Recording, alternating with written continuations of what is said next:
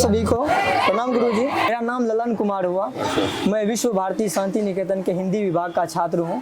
तो मेरा विषय है यहाँ के क्षेत्रीय संस्कृति, यहाँ के क्षेत्रीय लोक गायन, शास्त्र, ये सब के बारे में जानना। सबसे पहले मैं गुरुजी का परिचय देना चाहूँगा कि गुरुजी का नाम विजय वर्मा जी है और ये यहाँ के राजघराने से संबंधित इनके पास बहुत सारी यहाँ की जानकारियाँ हैं और ये यहाँ बच्चों को शास्त्रीय संगीत का जो है प्रशिक्षण देते हैं।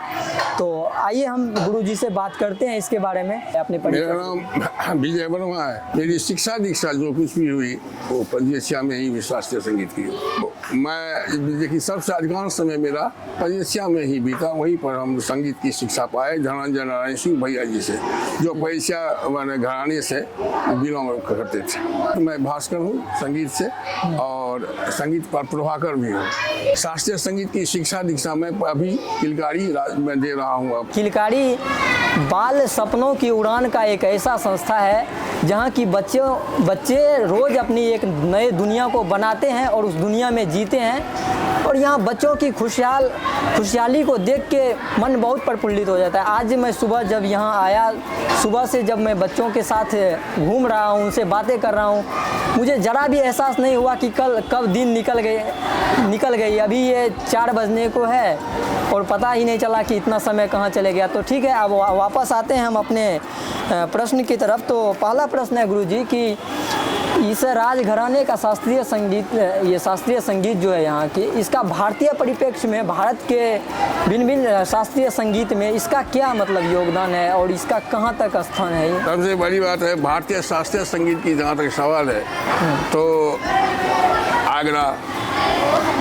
गया या ग्वालियर, जितने भी घराना है सबकी एक स्टाइल है, वह ध्रुपद अंग से ख्याल को प्रस्तुतिकरण करना। लेकिन बिहार में खास करके बिहार के शास्त्रीय संगीत पर ख्याल पर ध्रुपद का बहुत ज़्यादा असर है। ध्रुपद का बहुत ज़्यादा यहाँ पर असर है। जितना भी हम लोग यहाँ पर गाते बजाते हैं तो सबसे पहले लोम तोम का आलाप करते हैं, जो कि ध्रुपद अंग का हम लिए हम हैं। लेकिन उसके बाद फिर हम ख्याल अंग पर आते हैं। ख्याल अंग में आने के बाद भी फिर ख्याल में थोड़ी सी लयकार भी हम लोग दिखला देते हैं। लेकिन मैंने वास्तविक बात यही है जो शुद्ध ख्याल बिहार में प्रचलित नहीं के बराबर है। शुद्ध ख्याल आपको मराठा में मिलेगा, राजस्थान में मिलेगा, जयपुर घराना पर, और महाराष्ट्र में मिलेगा, और आपको क्या नाम कहते हैं वो दिल्ली घराना में मिलेगा। शुद्ध घराना शास्त्रीय संगीत की शिक्षा है वहाँ पर। लेकिन पजेसिया घराना में है क्या, ध्रुपद का असर है। ध्रुपद हमारे के लोम तोम का आलाप करने के बाद ही हम लोग अपना गायन प्रस्तुतिकरण करते हैं। इसमें मीर की भी हम लोग काम करते हैं। आलापचारी में मीर की काम, बोल आलाप करते हैं और एक एक स्वर का बढ़त भी होता है, स्वर की बढ़त होती है। यह पजेसिया घराने की सबसे बड़ी विशेषता है। कि यहाँ इस घराना का यहाँ आसपास के घराने से किसी से कोई संबंध है? ये घराना जिससे जहाँ तक मेरा ख्याल है उत्तर बिहार की मैं बात कर रहा हूँ, तो पजेसिया घराना ही एक ठो घराना है, दूसरा कोई घराना नहीं। उसे बेतिया भी है, पटना भी है, गया भी है, ये सारे घराने हैं। लेकिन उत्तर बिहार गंगा जी के इस पार जो है सिर्फ पजेसिया घराना ही है। पजेसिया के ख्याल के चलते ही लोग आज जान पाया ये ख्याल है, अन्यथा नहीं जान पाता ख्याल किसको कहते हैं। सारी घरानों की अपनी अपनी गाने की एक अलग अलग विशेषता है। पंचगछिया घराने की उत्पत्ति के बारे में मत बताइए। पजेसिया घराने की उत्पत्ति की जहाँ तक सवाल है तो पजेसिया के राजा साहब से राय बहादुर लक्ष्मी नारायण सिंह पहले पखावज बजाते थे। तो पखावज बजाते बजाते इनकी एक स्टेट है टकारी चंद्रगढ़। तो चंद्रगढ़ में भी इन्हीं का स्टेट था। वहाँ पर बहुत से सारे लोग इस तरह का काम किया करते थे, शास्त्रीय संगीत गाजी बजाते थे। इसमें एक थे विश्वनाथ पाठक, उनको बुलाया गया संगीत की शिक्षा देने के लिए। वहीं पर राय बहादुर उनसे शास्त्रीय संगीत सीखे और फिर अपने शिष्य को भी बतलाए। तो फिर ये राय बहादुर और लक्ष्मी नारायण का क्या योगदान रहा इस शास्त्रीय संगीत में? अगर वे नहीं होते तो फिर इतनी आदमी की शिक्षा दीक्षा कैसे होती?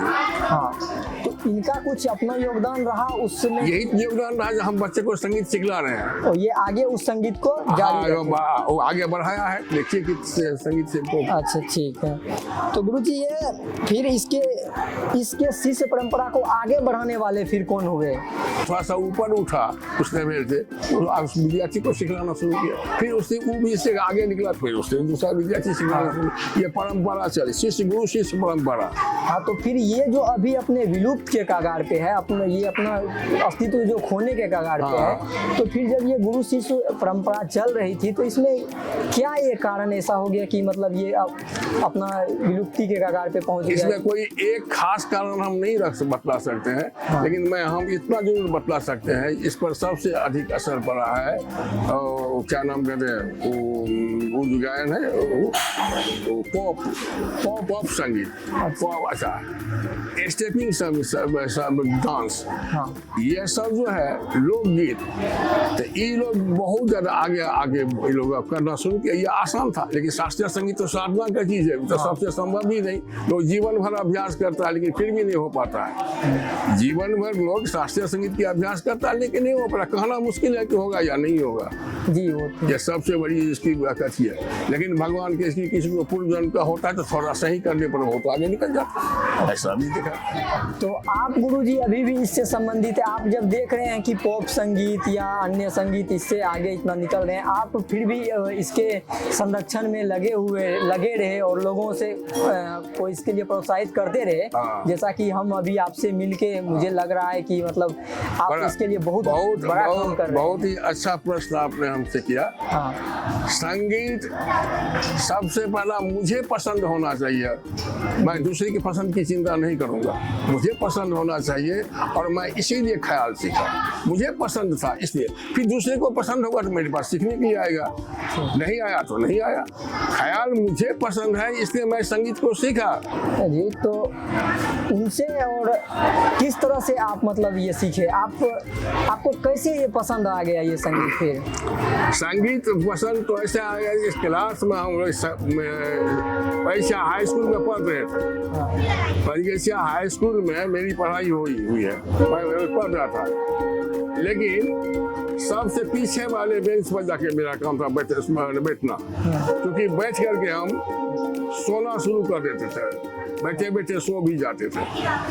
तो मेरे कान में एक आवाज, सुरीली आवाज आई, पनघट मुरली आवाज सखी। तो मुझे तो गाना बजाना बहुत बचपन से ही आता था। शास्त्रीय संगीत नहीं, कीर्तन भजन तो बहुत पहले से आ रहा था, लेकिन जब यह कान में मेरी कान आवाज आई, पनघट मुरली आवाज इसकी राग खमाज, तो हम उठ के भागे म्यूजिक रूम में जाकर के वहाँ बैठ गए। आपका बोले हमको भी सिखलाइए। तो टीचर बोला अभी तुम्हारी घंटी नहीं है तो तुम क्यों आके बैठ गए हो? तो हम अभी सीखेंगे। तो बुलाते हैं प्रिंसिपल को, हम वहाँ से भाग गए थे। फिर वहीं से हमारा प्रारंभ शिक्षा दीक्षा हो गई। लेकिन मेरी शिक्षा दीक्षा यहीं से प्रारंभ हो गई। फिर मैंने 5 वर्ष तक जगजोनंदन ठाकुर के पास में संगीत की तालीम पाया। वहाँ पर हमने इतना ही पाया जो कि यह राग मेघ है, यह राग मियाँ मल्हार है, यह राग खमाज है, यह राग भैरवी है, यही राग को हम समझ पाए। मात्र 5 वर्ष तक बाद हम समझ पाए यह राग। उसके बाद मेरे मन में यह बात जगी, तो फिर ये तान जो करते हैं, आकार का तान जो लिया, ये कैसे उत्पन्न होता है? तो फिर मैंने पलटे का अभ्यास करना शुरू किया। उसी समय संयोग से धनंजय नारायण सिंह भैया जी से मेरी मुलाकात हो गई। जब वो बताना शुरू किए तो मुझे तो यह पता लगा कि मैं समुद्र में आ गया। तो वहीं से उन्होंने शिक्षा पाई। मतलब ऐसे समझिए जो कि 3-4 साल के अंदर में सिर्फ 3 राग ही सीख पाए। घराना का फिर इसमें क्या इससे संबंधित कोई अपना लिखित साक्ष्य नहीं? इसकी संबंध कोई लिखित साक्ष्य नहीं है, सिर्फ गुरु शिष्य परंपरा ही चल रहा है। तो गुरु शिष्य परंपरा से ही ये अभी तक जीवित है। हाँ, अभी तक जीवित है, गुरु शिष्य परंपरा से।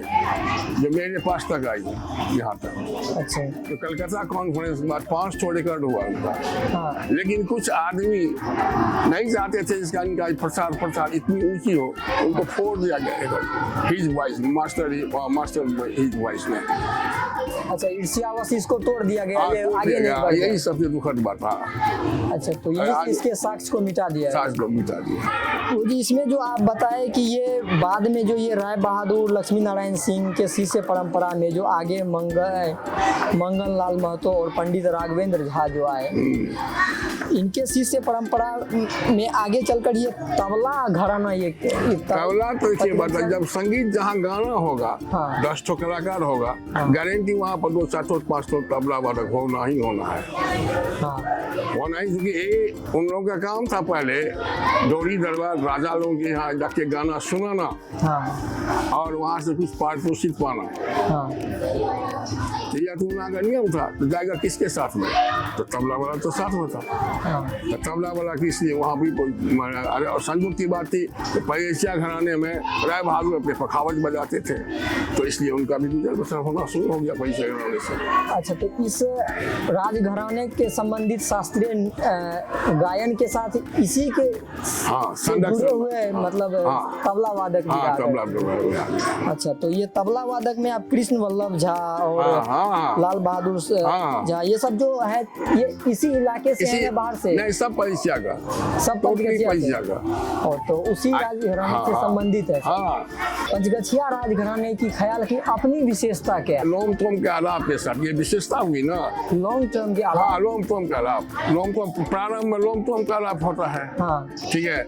अब बाद में जाकर के सूर की बढ़त के साथ में ये लोग अपना गाना प्रस्तुत करता है। ठीक है। थोड़ा सा लयकारी भी हो जाती है। अच्छा, लयकारी भी होती है, इनकी अपनी विशेषता है।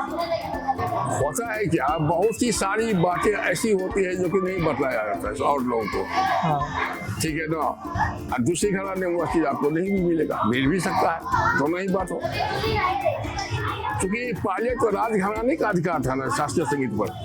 आज ना तमाम पब्लिक हम लोग सुनते हैं ना, पहले राजघराना के साथ राजघराने का अधिकार होता। हाँ, अधिकार होता।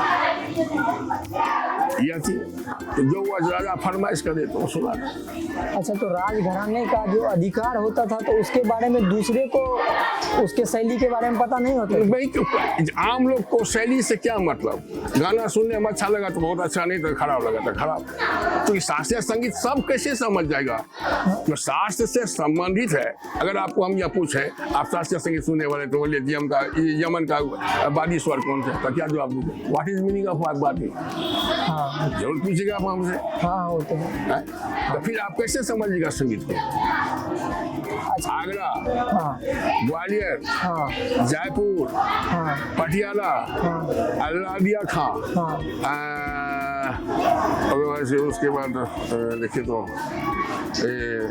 ग्वालियर, ये जितना 7 ठो घराना है, मुख्य 7 ही घराना है, याद रखिएगा। 7 घराना से फिर ढेर से घराना निकल गया।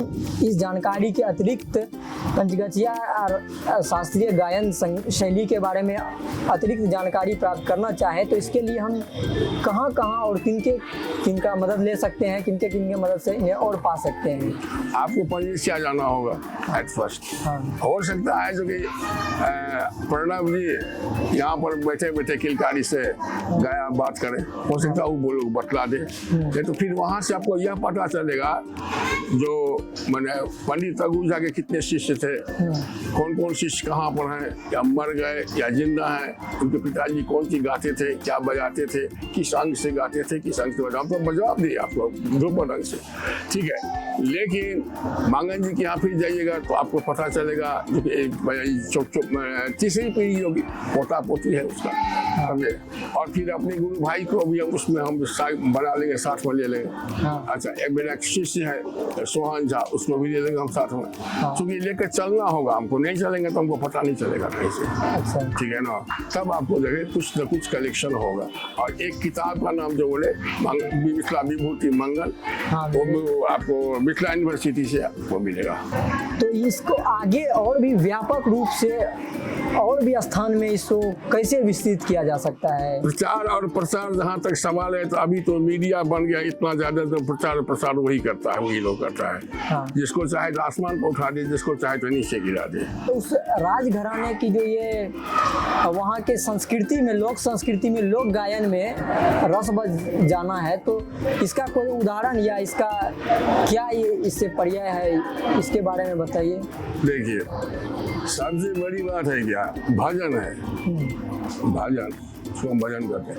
मंदिर देख डरी सुदामा, भजन है सूरदास जी का। हाँ। इसको उस्ताद बड़े गुलाम खां मालको समझा दिए, मालको समझा दिए। पैसा वाला यही करता है। हम यहाँ से जा रहे थे क्लास करके सहरसा से, एक लड़का था बड़शेर का है, वह लड़का राग दरबारी में सूर लगाइए, यही तो ना बढ़िया खूबसूरत सूर लगाएगा, हम साइकिल ले पहुंचे वहाँ पर, साइकिल लगा दिया, लगे सुनने के लिए उसका।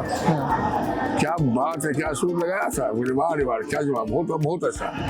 लेकिन वो कल जो के खड़ा हो गया कि आप लोग आइए, बैठिए, हम करना बैठेंगे नहीं, आप शाम हो रही है, घर जाएंगे। चले गए। वो अभी संगीत सीख रहा है, वो लड़का भी संगीत सीख रहा है। तो यह बात है। बाकी बात में कुछ है जो कोई नकल करता है, तो नकल और असल में अंतर होता है। सीख करके गाना और नकल करके गाना, दोनों में दो बात होती है। वो नकल है वहाँ। हाँ, नकल है, असल वहाँ जिंदा नहीं है। नहीं। अच्छा, अंत में चलते चलते हम और हमारे दर्शक चाहेंगे कि आप आलाप के रूप में कुछ इस घराने से संबंधित आलाप हमें सुना दीजिए। Hey,